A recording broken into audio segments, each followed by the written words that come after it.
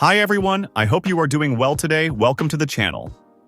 In this video, I'm going to share my experience trying to mod my Nintendo Switch using the Kamikaze method. Just a quick disclaimer, I'm not a professional technician or repair expert. I'm just an ordinary person curious enough to try modding on my own. So, there's always a chance this could fail, but that's part of the adventure. This Kamikaze method is pretty challenging, so make sure to watch the video until the end to see whether it works or turns into a complete disaster. If you're interested in learning or just curious to see how it goes, let's jump right in.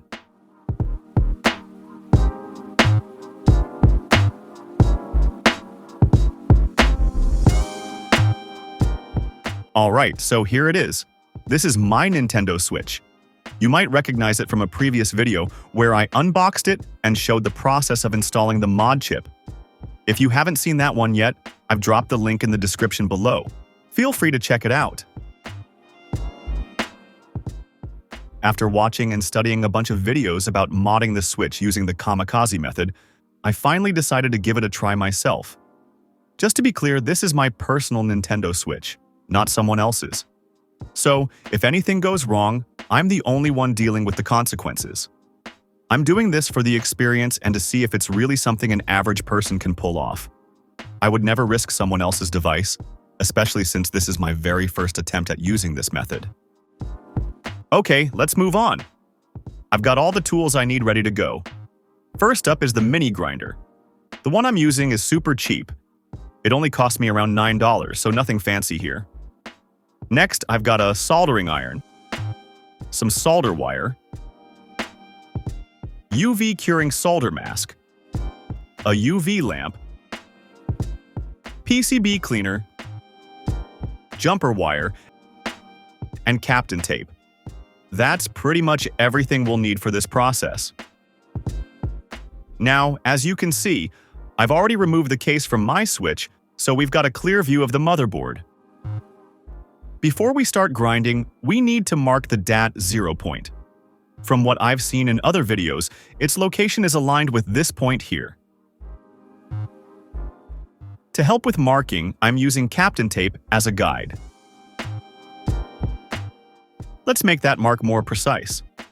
For this, I'm using a metal plate to help draw a straight line. Alright, the mark is clear, and now it's time for the nerve-wracking part, grinding the motherboard. Let's get started and see how it goes. I sped up this video by 10 times.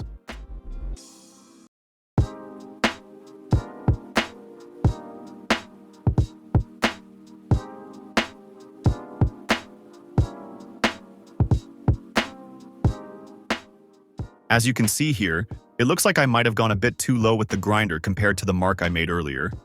Honestly, this is one of the challenges when you're doing something like this for the first time. But hey, no turning back now. Let's keep going and see how it all turns out in the end. Fingers crossed it still works out.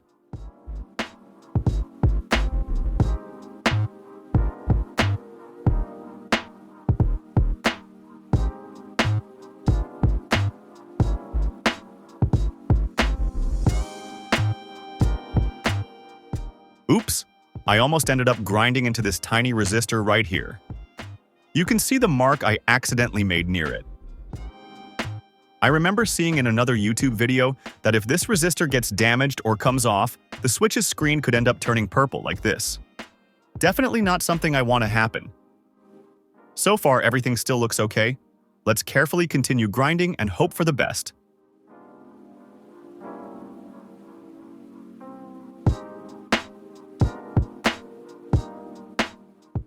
Alright, you can see here that part of the first layer has been successfully removed. So far, so good. Now we just need to keep going until the entire first layer is completely removed. Let's stay patient and precise. Slow and steady wins the race.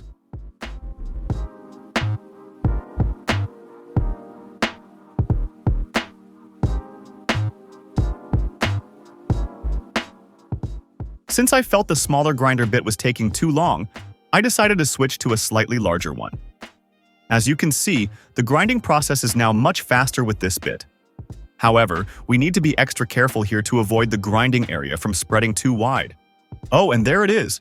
Just as I said that, the right-hand trace got caught by the grinder. But don't worry, it's still intact and hasn't been broken. We can fix this later by covering it with a UV mask. Alright, let's keep going and finish this up. Just as I suspected earlier, I ended up grinding too far below the mark we made. Looking closely now, I can see that the DAT0 point is actually located over here. So, to fix this, I'll need to grind a bit more in this upper section to get it just right. Let's carefully make the adjustment and see how it goes. For your information, since the DAT0 point is now visible, I've switched back to the smaller grinder bit I was using earlier, just for more precisely and avoid any unnecessary damage to the surrounding area.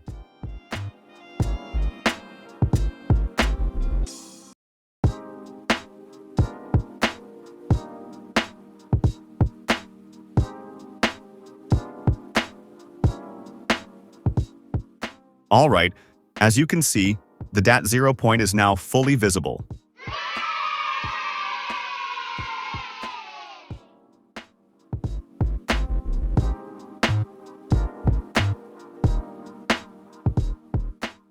For the next step, I'm going to use a needle to carefully enlarge the groove instead of continuing with the grinder. I'm worried that if I keep using the grinder, I might end up grinding too deep and damaging the motherboard, which we definitely don't want. So, the needle should give me more control for this fine-tuning. Alright, that's done. I think it's looking good so far. Now, I'm going to use my multimeter to check the DAT0 point. Okay, the voltage readings are exactly where they should be. Now, on to the next step. I'm going to seal the edges of the grinding area with the UV mask and also cover the right-hand trace I accidentally ground earlier.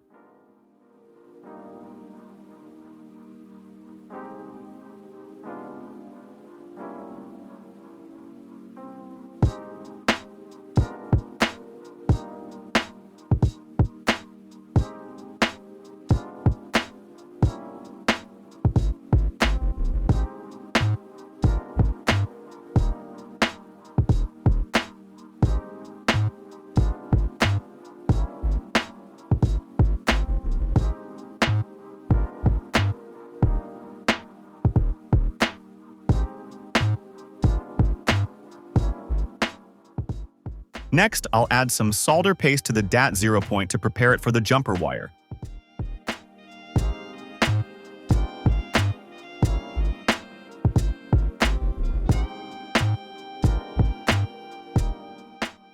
Done with that.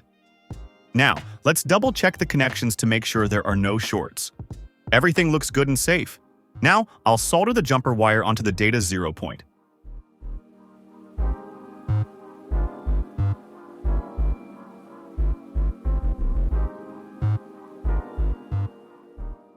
That's all set. The jumper wire will eventually be connected to the ribbon cable for the mod chip, but I won't show that part on camera. It would just take too much time. And here's the final result. Everything's back in place, including the mod chip. I've also reassembled the switch case. Now, let's power it on. And as you can see, we get the no SD card message on the screen, which means we've successfully modded the Nintendo Switch using the Kamikaze method. Okay, now let's try inserting the SD card that already has the custom firmware pack loaded onto it.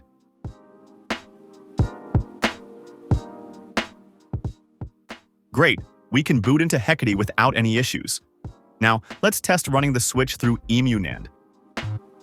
And there we go, the Switch powers on normally.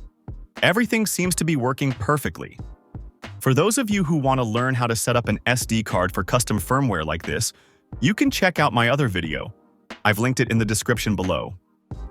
And that wraps up the process of modding my Nintendo Switch using the Kamikaze method. It was definitely a challenging experience, especially as someone doing this for the first time, but seeing it work in the end made it all worth it. I hope this video has been helpful or at least entertaining for those of you curious about this method. If you enjoyed this video or found it useful, don't forget to like, share, and subscribe for more content like this. I'll also be sharing more guides, tips, and mods in future videos, so make sure to hit the notification bell to stay updated. Thanks for watching, and I'll see you in the next one.